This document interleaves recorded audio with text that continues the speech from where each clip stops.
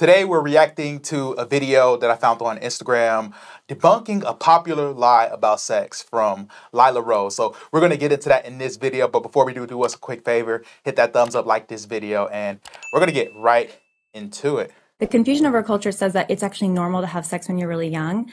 Studies show, the research shows that actually early sexual activity doesn't lead to good outcomes later down the line. It actually delayed sexual activity leads to better outcomes down the line. Your relationship happiness, your economic happiness, physical health because of STIs, the potential for pregnancy when you're not prepared for it. Mm-hmm. So I think that, first of all, that's just the social data on that. But from a spiritual perspective, if we think sex is just an act you do, it's all about consent today, right? All you need to do is consent and then you're good, right? But consent is not enough. Sex should be about love. It should be about commitment. It should be about responsibility. So that was that clip. I thought it was really interesting, mainly because I know for me, at least growing up, when we talk about conversations like sex, when we talk about sexual experience and all of that, I think the common perspective we see in the world is that you got to have some type of practice, experience. You got to have that early in life, and you kind of got to get that out of your system before you settle down and engage in manhood, or I guess becoming a responsible man. I've heard a lot of these things, especially from the perspective of men. Now we're hearing a lot of that with modern feminism and things like that. We're seeing a lot more women being pushed the idea of having all of these extravagant sexual experiences, and that being something that is now, catered toward them. But what do you think about this? This reminded me of a show that I've been watching, Married at First Sight. If you've seen it, you know what it's about. But anyways, so I watched season 11. I'm behind. Don't be telling me, don't be spoiling stuff. But it was a couple that basically throughout the whole process, and these specific couples, they had to do it during COVID. So it's actually longer than 8 weeks. But there was a couple who they did not have sex the entire time. And the man in the relationship, he almost was like, I don't even know if I'm going to go through with this. He was telling his friend. He was just saying, like, yeah, we haven't experienced that. We haven't done that. And things like that. And his friend was like, dog, couldn't be me. Like, and so he was just, talking to him. But he ended up, getting married, staying married to the girl and everything. So I'm so happy for them. But anyways, like you said, a lot of people feel like you should definitely have that experience first. Because what they say is, and their rationale is, okay, what if you don't do it before you get married, and you get married, and it's just, like, super bland, super, like, not it. We hear that a lot. And so they just like, no, that's part of the experience. Like, what if you don't even enjoy it? Then you stuck with them. And I'm like, well, first of all, is that the only thing that was good for it? So to me, that's what you're insinuating when you say, like, that part has to be had before a commitment has to happen. So, nah, 100%.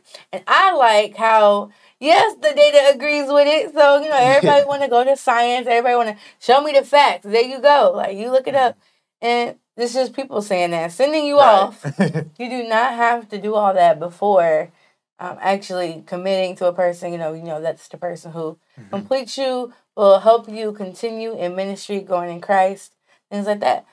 That can come later because there's so many other factors, and they all mesh, and they all are in line. That's going to actually make that experience of sex and marriage beautiful and enjoyable. Yeah, no, I think that's very true. I don't know if you all are aware of this. It's really interesting, actually, but a lot of people think having multiple, like a whole bunch of sexual experiences and stuff like that is the norm, and the world we live in will kind of have you thinking that it's the norm for you to have all these sexual experiences and sexual partners. Because you're young. Yeah, exactly. Why not? YOLO. But the truth is, on average, I don't know if you noticed, but like both men and women have somewhere between 6 and 7, like on average, 6 to 7 partners their whole life. And a lot of people will have you thinking it's way more than that. Like the number is way higher. Even for men, I was shocked. Now a number I believe is higher for men, but it's still under 10. It's not double digits at all.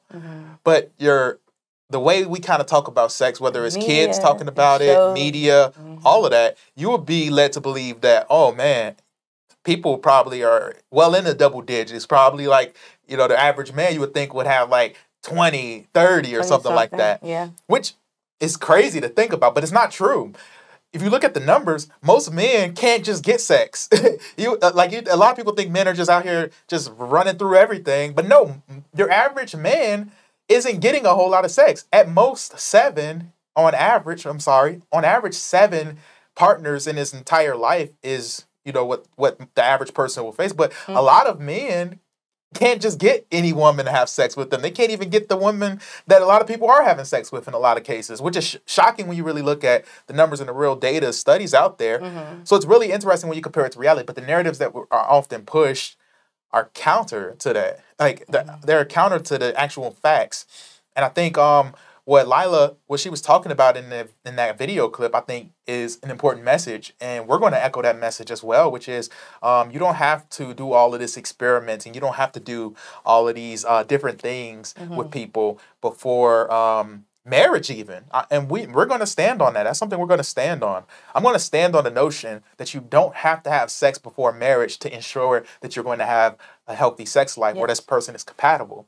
I think that's all overrated. It's total misinformation. You're not going to be more sexually satisfied just because you had sex at an earlier age or you had it earlier in the relationship prior to marriage. You're not going to find that type of sex satisfaction that you seek. Now, people, I'm sure you could find probably plenty of people that would say, oh yeah, it worked out really well for me doing it this way. Well, that's not everybody, for one. And it's not always the safest approach. We find that more people are fulfilled when they delay sex into later portions of their life. And also when people that have waited until marriage, that have followed, the teachings of like the Bible and things like that, and taken a biblical sex approach, have found a lot of joy in their sex life. So it's not this old, oppressive, negative messaging that's out there. And we want you all to know that because we just constantly see the counter narrative of this. We see this worldly standard and narrative, and it's kind of really clouding up the conversation. And it's putting pressure on both men and women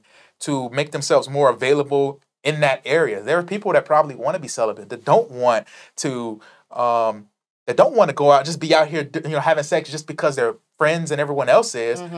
Peer pressure is a huge thing. I know it was for me when it came to it. I can remember, as early as 7th and 8th grade, that wasn't even something that was a desire of mine, but people were talking about, oh, you're a virgin. Even though I think every one of the guys just about were virgins. And anybody that wasn't, it wasn't like a positive thing. It probably had some underlying trauma that happened in their life that led to them being promiscuous at an early age.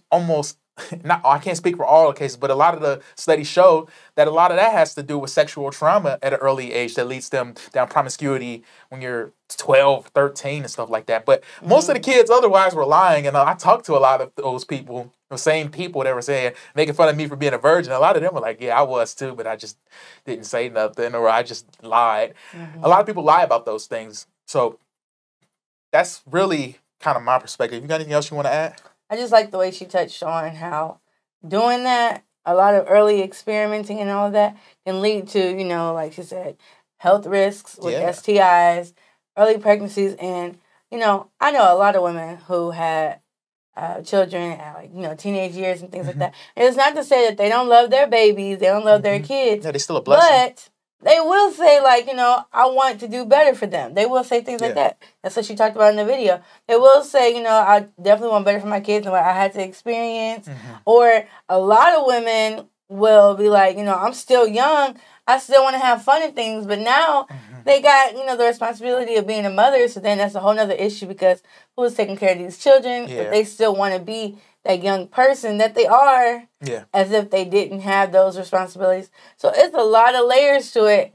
This is from that early experimenting. You don't even truly love. You're not even truly committed to them. All of that. So no, 100%. She was preaching. Yeah. So those are our thoughts on this. But if you enjoyed this, do us a quick favor. Make sure you hit the thumbs up, like this video, and if you want more Christian content where we touch on relationships, marriage, all of those different things, make sure you subscribe to the channel, hit that notification bell.